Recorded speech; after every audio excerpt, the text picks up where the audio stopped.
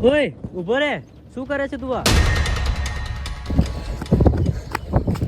ભાઈ શું કરે છે તું? આ ઝાડ કેમ કાપે છે? આજે તો આ ઝાડ કાપી નાખીશ. પાગલ થયો છે? આ ઝાડે તારું શું બગાડ્યું છે?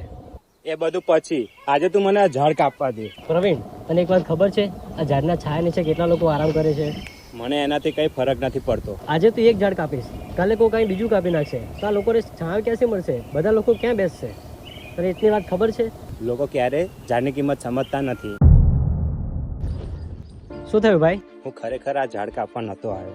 જોવા માંગતો હતો કે આ ઝાડ માટે કોઈ ઊભું રહેશે કે નહીં. જો કદાચ તું બી ના આવ્યો હોત ને તો કદાચ કાલે આ કોઈ બીજું ઝાડ કાપી નાખત. ભાઈ વચન આપ કે આપણે દર વર્ષે એક છોડ વાવીશું. જે બી ઝાડ કાપે એને ના કાપે એ બાબતે સમજાવશું અને વૃક્ષો વાવો એવી સમજ આપીશું. હા મારા ભાઈ.